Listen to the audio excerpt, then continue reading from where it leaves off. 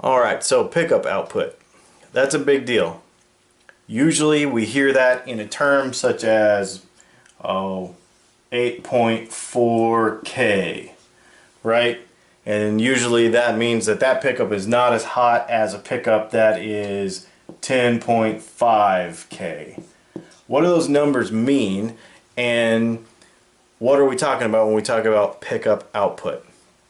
These seem to be the go-to numbers that people use, and really all that is the DC resistance of the wire that is wound around the coil. Okay, so that basically is just if each foot of this very fine wire that you see up here on the shelf has a particular resistance to it. So let's say that that wire is 1.3 ohms per foot or 1.6 ohms per foot, then that just tells you how long the wire is that's wrapped around the coil.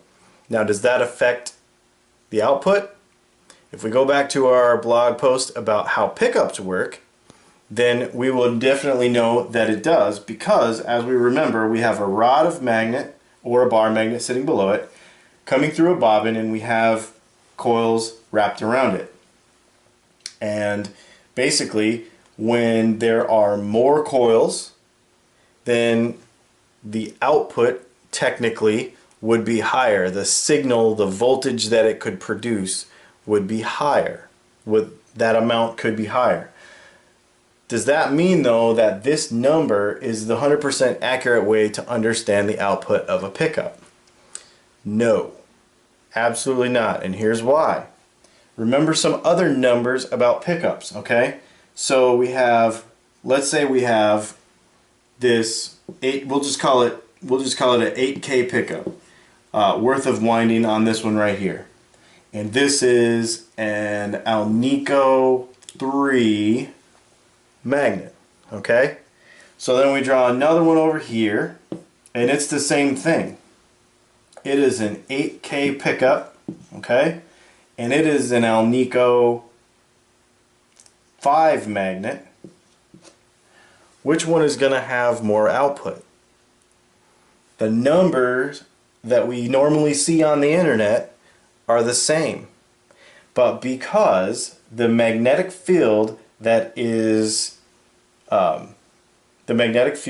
produced by the stronger magnet is going to give you more perceived output, even though that number is the same on both pickups.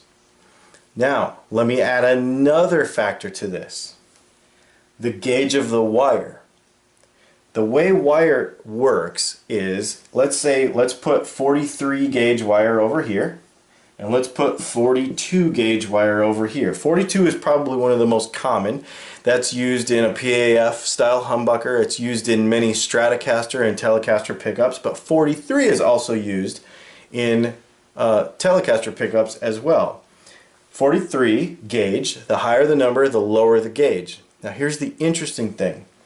Because they stretch that wire to make it smaller, the smaller the wire, the higher the resistance per foot. Okay?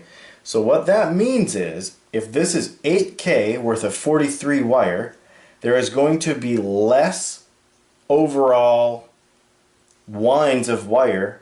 This coil is going to be physically smaller than this wire, this pickup that's made with 8K worth of 42, because the resistance per foot of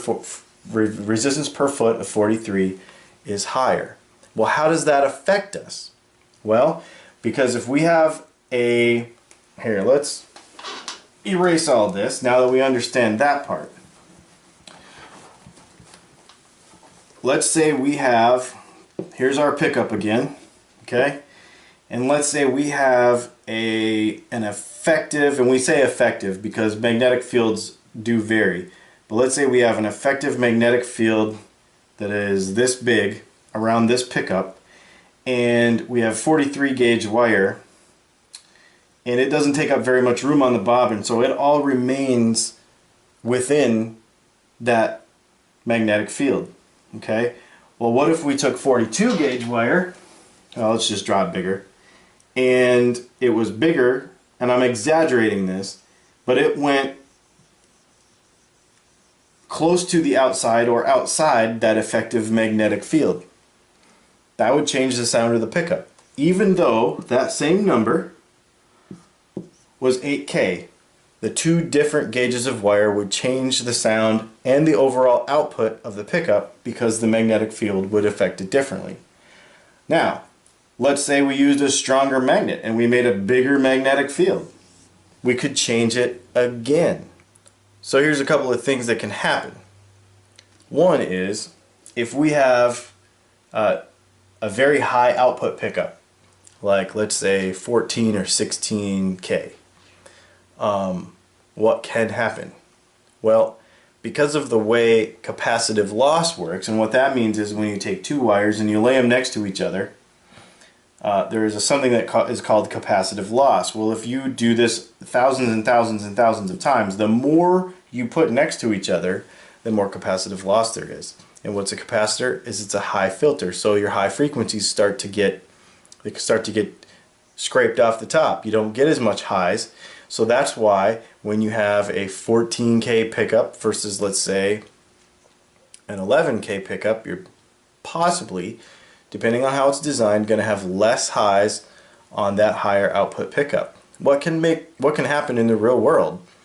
Well, it's possible that you could have, and I'm just using numbers here, and don't compare this to anything that you've read on the internet as far as a particular brand of pickup. I'm just using them for comparison, okay?